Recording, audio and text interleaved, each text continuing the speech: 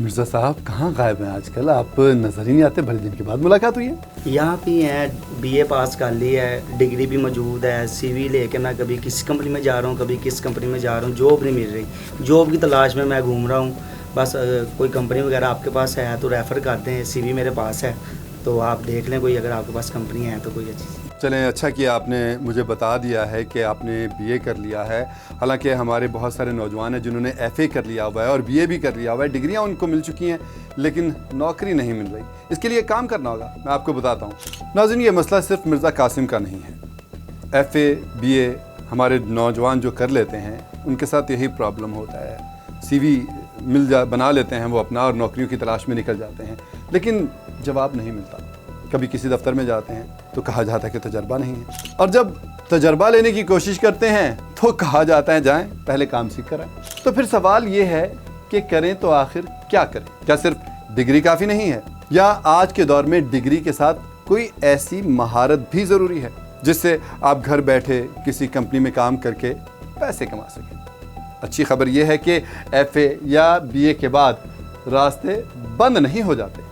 اگر آپ کے پاس ڈگری ہے، موبائل یا کمپیوٹر ہے اور روزانہ چند گھنٹے سیکھنے کے لیے آپ تیار ہیں تو آپ کئی ایسی مہارتیں سیکھ سکتے ہیں جن سے آمدنی شروع کی جا سکتی ہے۔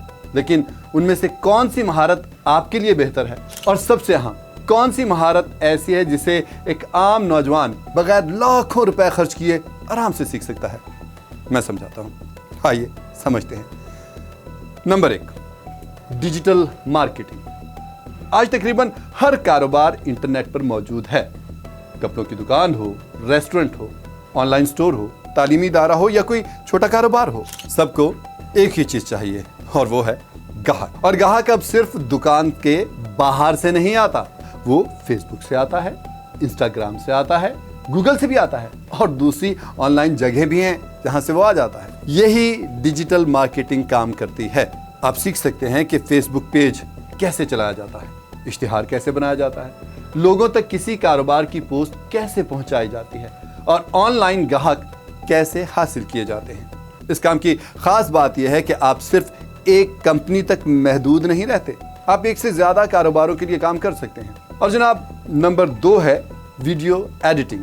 آج ہر طرف ویڈیو ہے، یوٹیوب، فیس بک، انسٹاگرام، ٹک ٹاک، ہر جگہ ویڈیو ہی دیکھی جا رہی ہے۔ لیکن ہر کاروباری شخص یا یوٹیوبر خود ویڈیو ایڈٹ نہیں کر سکتا، اس لیے ویڈیو ایڈیٹرز کی ضرورت ہوتی ہے۔ آپ شروع میں موبائل سے بھی ویڈیو ایڈیٹنگ سیکھ سکتے ہیں، مثلاً کیپ کٹ جیسے آسان سافٹ ویئر سے۔ بعد میں کمپیوٹر پر مزید جدید سافٹ ویئر سیکھ سکتے ہیں۔ آپ شارٹ ویڈیوز بنا سکتے ہیں، یوٹیوب ویڈیوز ایڈٹ کر سکتے ہیں، کاروباری ویڈیوز بنا سکتے ہیں، اور سوشل میڈیا کے لیے مواد بھی تیار کر سکتے ہیں۔ اگر آپ تخلیقی کام پسند کرتے ہیں تو یہ مہارت آپ کے لیے بہترین ہو سکتی ہے۔ اور جناب، بات کرتے ہیں نمبر 3 یعنی گرافک ڈیزائن کی۔ کسی بھی کاروبار کو ڈیزائن کرنے کی ضرورت ہوتی ہے۔ لوگو چاہیے ہوتا ہے، فیس بک پوسٹ چاہیے، یوٹیوب تھمبنیل چاہیے، اشتہار چاہیے، پوسٹر چاہیے، اور سوشل میڈیا کے لیے تصویری مواد چاہیے۔ آپ گرافک ڈیزائن سیکھ کر چھوٹے کاروباروں کے لیے یہ کام کر سکتے ہیں۔ اور ہاں، شروع میں مشکل ڈیزائن بنانے کی قطعی ضرورت نہیں، سادہ چیزوں سے آغاز کریں، مثلاً یوٹیوب تھمبنیل بنائیں، سوشل میڈیا پوسٹ بنائیں، بزنس کارڈ بنائیں، پوسٹر اور اشتہار بنائیں۔ اور جناب، اب بات کرتے ہیں نمبر 4 یعنی ویب سائٹ بنانا۔ یہ مہارت جو ہے نا، یہ تھوڑی سی مشکل ہے لیکن ناممکن نہیں ہے۔ لیکن اگر آپ وقت دے سکتے ہیں تو البتہ اس میں مواقع اچھے موجود ہیں۔ آپ کو شروع میں بہت زیادہ پروگرامنگ سیکھنے کی ضرورت نہیں ہے۔ آپ پہلے ورڈ پریس سیکھ سکتے ہیں، لوگوں کے لیے سادہ ویب سائٹس بنا سکتے ہیں، چھوٹے کاروباروں کی ویب سائٹ بنا سکتے ہیں، آن لائن سٹور بھی بنا سکتے ہیں، اور بعد میں ویب ڈیولپمنٹ کی مزید مہارتیں سیکھ سکتے ہیں۔ یاد رکھیے، جس مہارت میں جتنا کام سیکھیں گے نا، اتنا ہی آگے بڑھنے کی گنجائش بھی ہوگی۔ اور جناب، اب بات کرتے ہیں نمبر 5 یعنی کنٹینٹ رائٹنگ کی۔ اگر آپ اچھا لکھ سکتے ہیں تو یہ بھی ایک بہترین راستہ ہے، اور اگر آپ کو انگلش آتی ہے تو مواقع مزید بڑھ سکتے ہیں۔ ویب سائٹس کو آرٹیکل چاہیے ہوتا ہے، یوٹیوب چینلز کو اسکرپٹ چاہیے ہوتا ہے، کاروباروں کو سوشل میڈیا پوسٹ چاہیے ہوتی ہیں، بلاگز کو مواد چاہیے ہوتا ہے، اور آپ یہ کام اپنے گھر بیٹھ کر بھی آرام سے کر سکتے ہیں۔ لیکن ایک بات یاد رکھیے، صرف اچھا لکھنا یہ کافی نہیں ہے، اس کے لیے آپ کو یہ بھی اس کے ساتھ ساتھ سیکھنا ہوگا کہ لوگوں کی توجہ کیسے حاصل کی جاتی ہے، اچھا عنوان کیسے لکھا جاتا ہے، معلومات کو آسان زبان میں کیسے پیش کیا جاتا ہے۔ اور اب بات کرتے ہیں نمبر 6 ورچوئل اسسٹنٹ کی۔